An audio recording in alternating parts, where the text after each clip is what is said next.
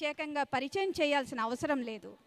యూట్యూబ్లో 25 లక్షల మంది, ఇన్స్టాగ్రామ్లో 22 లక్షల మంది అనుచరులతో కోట్ల మంది తెలుగు ప్రజల గుండెల్లో ఆయన సుస్థిర స్థానాన్ని సంపాదించుకున్నారు.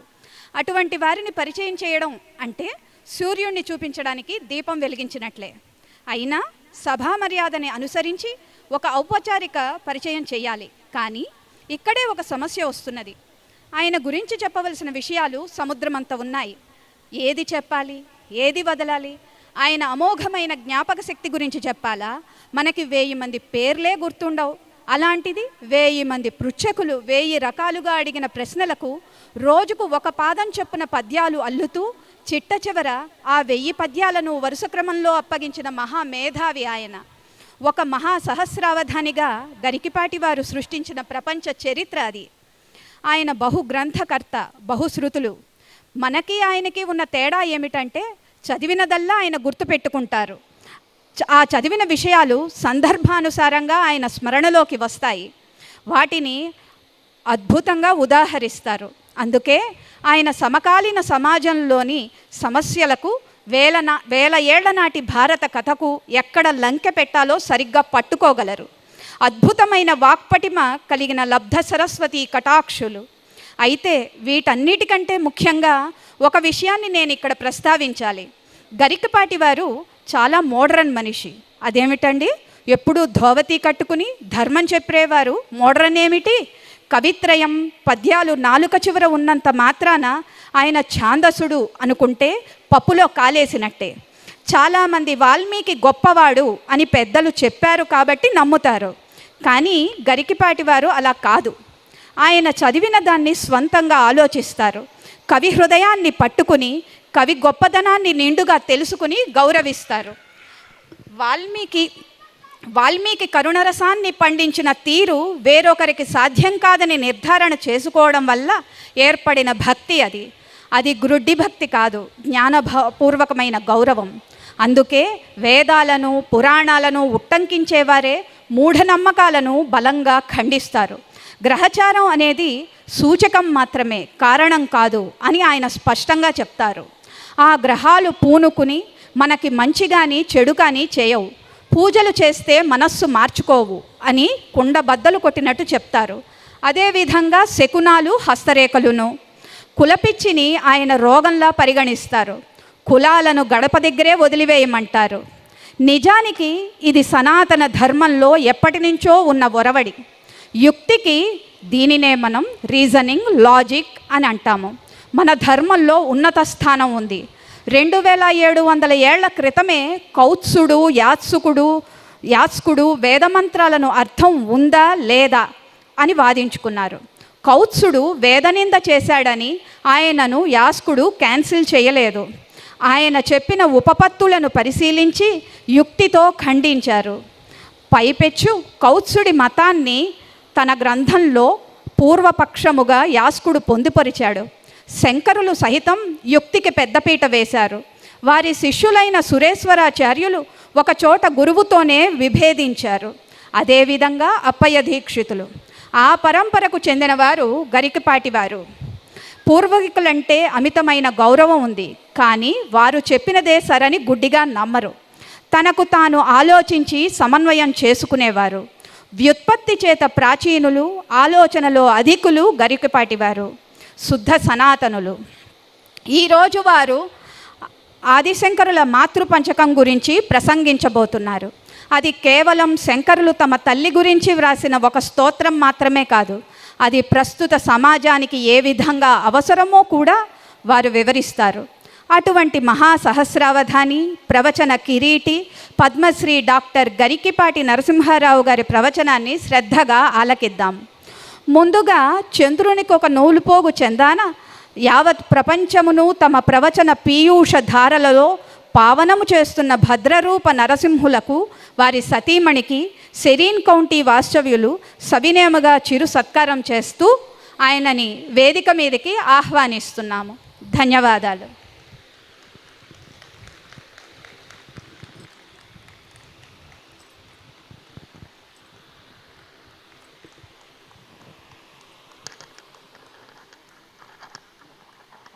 రే కావాలి.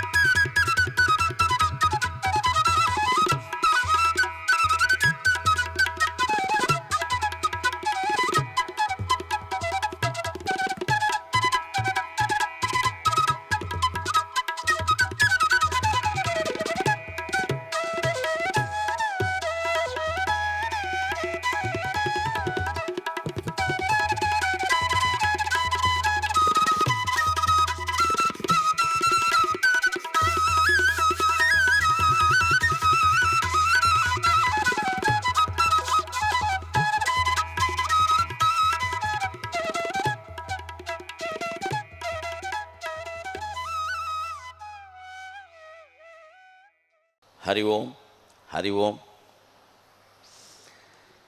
2026 సంవత్సరం ఏప్రిల్ నెల 25వ తేదీ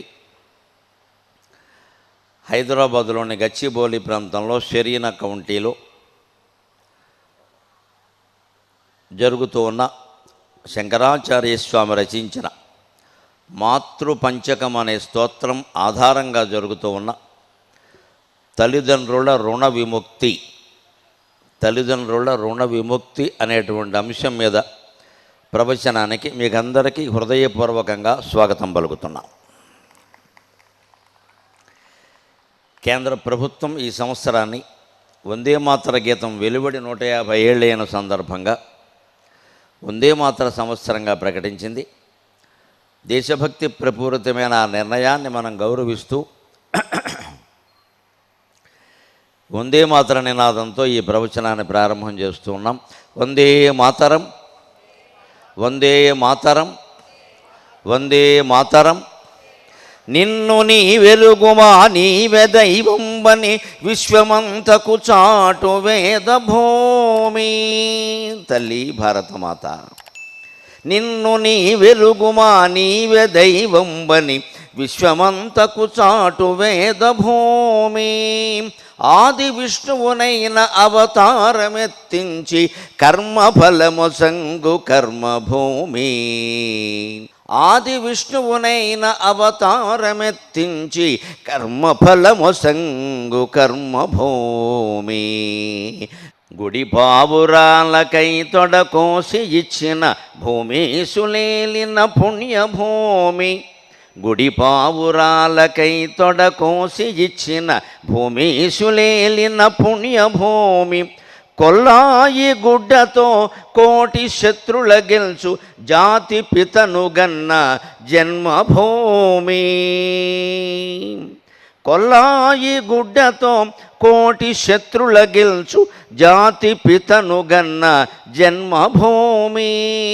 సహజముగ పండు నేలలు చాలగలిగి జీవధారలు ప్రవహించు చేవగలిగి. సహజముగ పండు నేలలు చాలగలిగి జీవధారలు ప్రవహించు చేవగలిగి.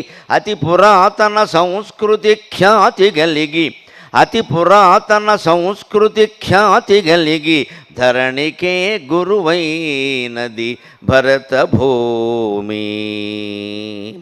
ఈ ధరణికే గురువైనది నా భరత భూమి. ఒకప్పుడు భారతదేశం ప్రపంచం మొత్తానికి గురువుగా ప్రకాశించింది. దానికి రెండు కారణాలు ఉన్నాయి. భారతస్య ప్రతిష్ఠే ద్వే సంస్కృతం సంస్కృతిస్తథా అన్నారు. భారతదేశానికి ప్రతిష్ట కలిగించిన అంశాలు రెండు ఉన్నాయి. ఒకటి సంస్కృతి, రెండు సంస్కృత భాష అన్నారు. మన సంస్కృతి కారణంగా ప్రపంచం మనని గౌరవించింది. ఇప్పటికీ అదే కారణంగా గౌరవిస్తుంది. ఇండియన్స్ అంటే కల్చర్. What is culture? సంస్కృతి అంటే ఏమిటి? సంస్కరింపబడింది సంస్కృతి. సంస్కారం కలిగి ఉండడమే సంస్కృతిని పాటించడం. సంస్కారం అంటే మనల్ని మనం గౌరవించుకున్నట్టే ఎదుటి వాళ్ళని గౌరవించడం. మన దగ్గర ఇప్పటికీ ఇంటికి ఎవరైనా ముత్తైదు వస్తే బొట్టు పెట్టేటప్పుడు ఏం చేస్తారండి? ముందు తాను బొట్టు పెట్టుకుని తర్వాత ఆవిడకు బొట్టు పెడతాం. ముందు వచ్చిన వాళ్ళకి పెట్టేరు, లేదా అక్కడ పెట్టుకోమని అనరు. వాళ్ళకి పెడతారు ముందు వీళ్ళే స్వయంగా. పెట్టే ముందు తాను పెట్టుకుంటారు, తర్వాత ఎదుటి వాళ్ళకి పెడతారు. అంటే ముందు ఆత్మగౌరవం నేర్చుకో. నిన్ను నువ్వు గౌరవించుకోవాలి, నిన్ను నువ్వు ప్రేమించుకోవాలి. మనలో ఎప్పటికీ చాలామందికి ఒక ఇబ్బంది ఏమిటంటే చాలామందితో ఆత్మవిశ్వాస లోపం. ఎవరో వాళ్ళని పొగడగానే పొంగిపోతూ ఉంటారు. ఇంకా ఎవరైనా చిన్న మాట అనగానే కృంగిపోతూ ఉంటారు. ఇంకా అన్నాలు మానేసి అదిగో నన్ను అన్నారు అంటే ఆత్మవిశ్వాసం లేదన్నమాట.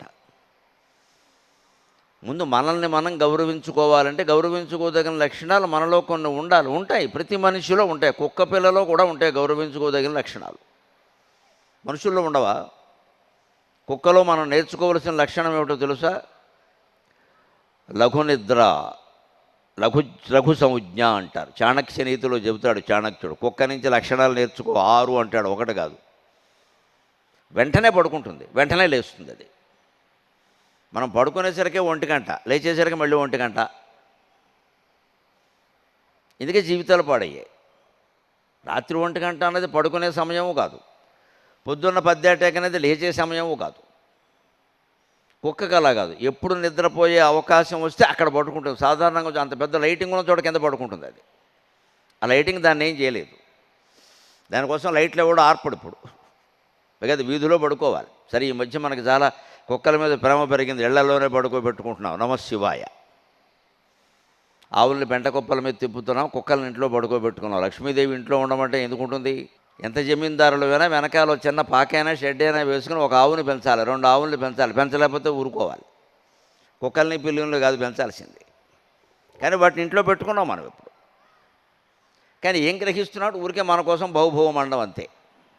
కుక్క ఉన్నది జాగ్రత్త అని బోర్డు పెట్టడానికి ఉంటుంది. వెనకటికి ఎవడో సంగీత విద్వాంసుడు పాపం అరుగు మీద కూర్చొని అభ్యాసం చేస్తున్నట్టు విని విని ఎదుటి ఉంటే వాడికి విసుగొచ్చింది.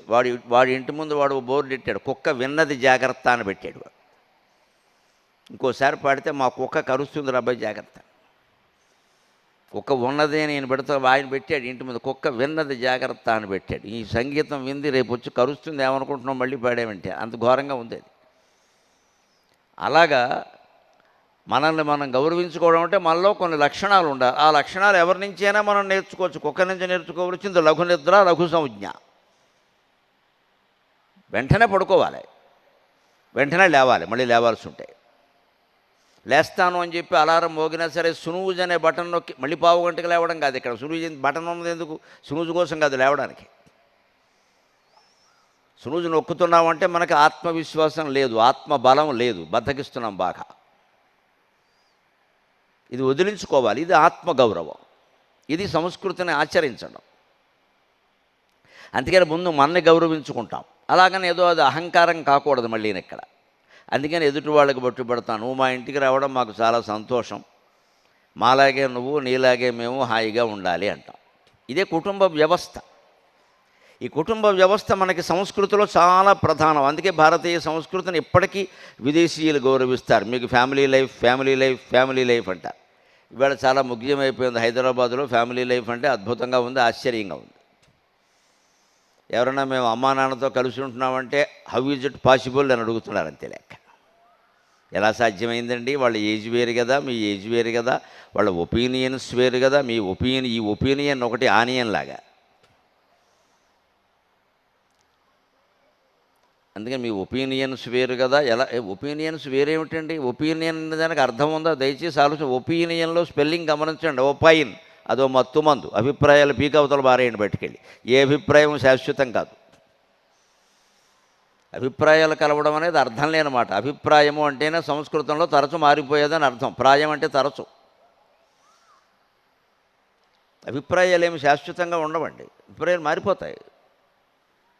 మాకు వాన వస్తే అభిప్రాయం వేరు, ఎండ వస్తే అభిప్రాయం వేరు. ఎండ వస్తే నిమ్మకాయ సోడా తాగుతాం, వాన వస్తే మిరపకాయ బజ్జీలు తింటాం. అభిప్రాయం మారిందంటే అలాగే వానలోనే తినాలి. అవి మండిపోతుంటే తింటావేటి? లోపల మండిపోయి బయట మండిపోయి మారుతాయి. అభిప్రాయాలకి ఏముంది? పెద్ద విషయం అది. అభిప్రాయాలు మార్చుకోవచ్చు, కానీ ఎలా మార్చుకోవాలి? అవగాహన మేరకు మార్చుకోవాలి. అవసరాలను బట్టి మార్చుకోకూడదు. ఇప్పుడు జరుగుతున్నది అవసరాలను బట్టి మార్చుకుంటాం మనం. మనకి వాడు పెద్ద డబ్బున్నవాడితో స్నేహం ఏర్పడితే వాడు అప్పిస్తాడు అంటే వాడు ఏదంటే అదే. ఇంకా అంటే అవసరం కోసం మార్చుకున్నావు నువ్వు.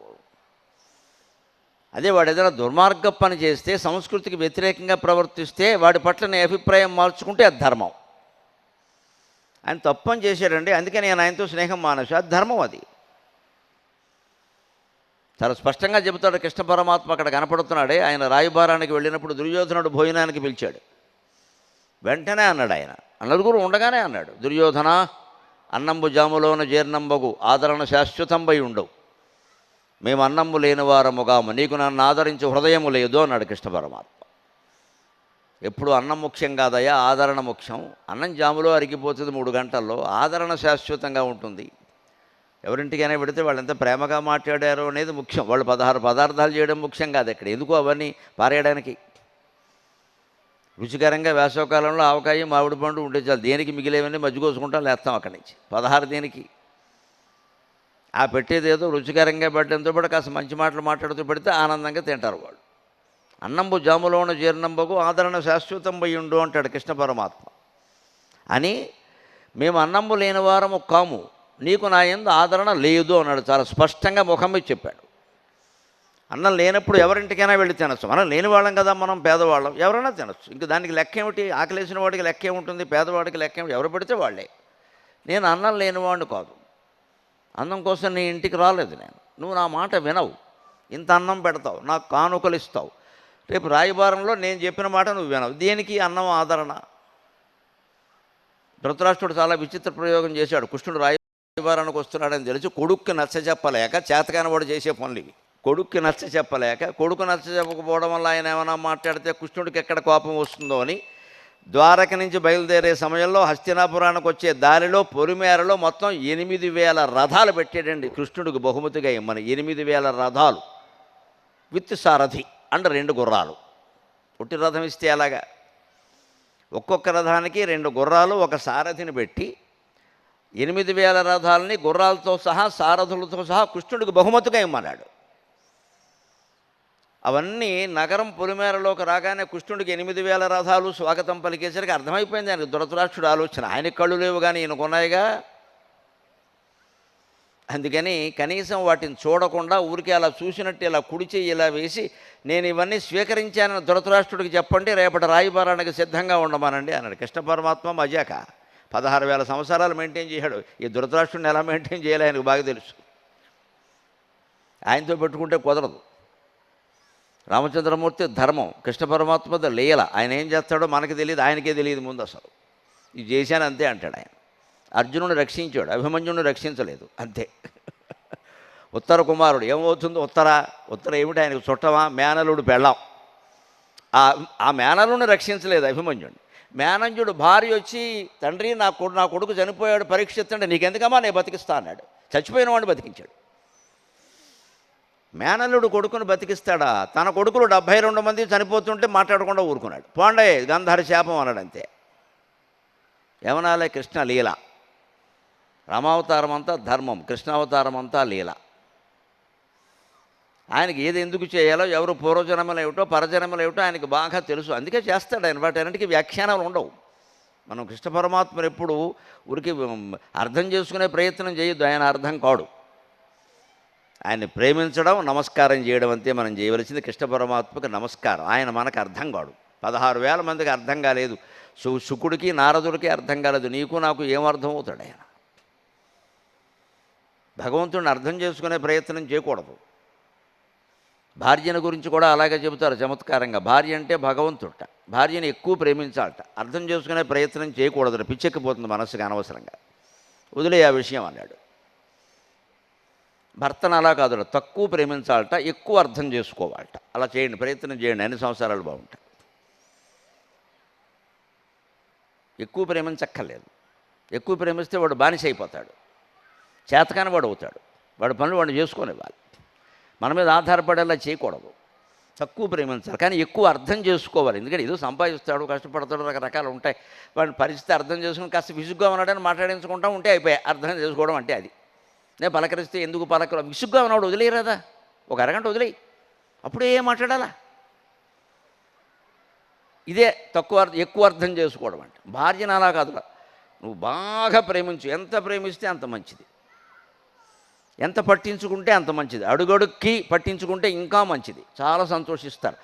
అర్థం చేసుకునే ప్రయత్నం చేయకన్నారు, చాలా కష్టం. బ్రహ్మదేవుడికి ఆయన భార్య అర్థం కాలేదు, మనకి ఏం అర్థం అవుతారు?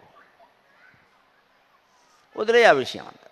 అర్థం కాదు కాబట్టి అర్ధాంగి అన్నారు. అర్థమైతే పూర్ణాంగి అనేవారు. గొడవ ఉంది. ఎందుకు అర్థం చేసుకోవాలి? ఇప్పుడు ఎంత అర్థం చేసుకున్నా నేను మొహమాటం లేకుండా వియోగాలు తప్పవండి. అంత అన్యోన్య దంపతులని దేవుడు ఇందులో ఒకళ్ళ లాక్కెళ్ళిపోతాడు. సహగమనం చేస్తామా? పాత రోజుల ఉండాలి మనిషి. అంచేత పామేసుకోవలసిన పనేం లేదు ఇక్కడ. తక్కువ ప్రేమించడం, ఎక్కువ అర్థం చేసుకోవడం ఒకరిని. ఎక్కువ ప్రేమించడం, అసలు అర్థం చేసుకునే ప్రయత్నమే చేయకపోవడం ఒకటి. భగవంతుడు కూడా అంతే. భార్య లాంటి వాడే నన్ను అడిగితే ఎక్కువ ప్రేమించు, అసలు అర్థం చేసుకునే ప్రయత్నమే చేయొద్దు. నీకు అర్థం కాడు ఆయన. అదే కృష్ణతత్వం, అదే శంకరాచార్య పేర్కొన్న తత్వం, అదే మన సంస్కృతి. ఇవన్నీ మనకి సంస్కృత భాష ద్వారా అందే. ఇతర భాషలకి సంస్కృతానికి తేడా ఏమిటంటే, జనని సంస్కృతంబు సకల భాషలకును అంటారు. ఆ గౌరవవాక్యం అలా అట్టుపెట్టండి. సంస్కృతాన్ని దేవభాష అంటారు. ఎందుకంటారు? దేవుడు అర్థం కావాలంటే నీకు సంస్కృతం రావాలి. తెలుగు సరిపోదు, ఇంగ్లీష్ అసలే సరిపోదు. ఇంగ్లీష్ పనికిరాదు. తెలుగు కొంత పనికొస్తుంది కానీ సరిపోదు. తెలుగు సరిపోదు, పనికొస్తుంది, సరిపోదు. ఇంగ్లీష్ అసలు పనికే రాదు, వదిలేయి. వాళ్ళకి దేవుడి గురించి పూర్తిగా తెలియదు. అసలు 10% తెలుసునో లేదో కూడా. వాళ్ళ గ్రంథాలు చదివితే అర్థమైపోతుంది. ఇంగ్లీష్ భాషలో ఏం అర్థం కాలేదు దేవుడు వాళ్ళకి. అదే సంస్కృతంలో మీరు ఏ స్తోత్రం చదివినా, శంకరాచార్య రచించిన 72 స్తోత్రాల్లో ఏది చదివినా, ఇంకాస్త ఓపుకుంటే ఇంకో మెట్టు పైకెక్కి 57 ప్రకరణ గ్రంథాల్లో వేదాంతరిండము, అపరోక్షానుభూతి, ఆత్మబోధ, నిరంజనాష్టకం, మాయాపంచకం లాంటివి ఏం చదివినా, వివేక చూడామణి లాంటివి చదివినా, ఇంకొంచెం ఓ మెట్టు పైకెక్కి 24 భాష్యాల్లో విష్ణు సహస్ర భాష్యం, భగవద్గీత భాష్యం లాంటివి ఏం చదివి, ఉపనిషద్ భాష్యం లాంటివి చదివినా దేవుణ్ణి అర్థం చేసుకుందుకు వీలయ్యే ఏకైక భాష సంస్కృతం. అందుకే సంస్కృతం భారతదేశానికి గౌరవం తెచ్చిపెట్టింది. అది ఇక్కడ పుట్టింది, ఇక్కడ పెరిగింది. ప్రజలెవరు వాడినా వాడకపోయినా ఇప్పటికీ దేశాన్ని కాపాడే భాష, సంస్కృతిని కాపాడుతున్న భాష సంస్కృతమే. సంస్కృతాన్ని జాతీయ భాష చెయ్యాలని చెప్పింది ఎవరో ఏమిటి హిందూ మతాన్ని బాగా అభిమానించేవాళ్ళు మనవాళ్ళు కాదండి. రకరకాల ప్రచారాలు చేశారు. భారత రాజ్యాంగ నిర్మాత అంబేద్కర్ అనే మహానుభావుడు సంస్కృతాన్ని జాతీయ భాష చేయమని అడిగాడు ఆయన. ఈ దేశం బాగుండాలంటే అంతే అన్నాడు. సంస్కృతాన్ని జాతీయ భాష చేయమన్నాడు ఆయన. ఆయన ఏదో మత వ్యతిరేక అంటారు. హిందూ మత వ్యతిరేకైన వాడు సంస్కృతాన్ని జాతీయ భాష చేయమని అంటాడా? ఏమి వ్యతిరేక కాదు, వీళ్ళకే వ్యతిరేక. మహానుభావుల ఆశయాలు మనకు అర్థం కావు. వాళ్ళని ఏదో పరిమితం చేసి మాట్లాడుతూ ఉంటాం. బుద్ధుడు అనగా, అంబేద్కర్ అనగా, గాంధీ అనగా, వాళ్ళ వైభవాలు వేరు, వాళ్ళ ఆశయాలు వేరు, వాళ్ళ ఆలోచనలు వేరు. మనకెక్కడ అర్థమవుతారు? వాళ్ళు భగవంతుడితో సమానం, వాళ్ళు మనకు అర్థమవుతారు. దేవభాష అయిన సంస్కృతం ద్వారా భగవంతుడిని భగవత్ తత్వాన్ని అర్థం చేసుకునే ప్రయత్నం చేస్తాం.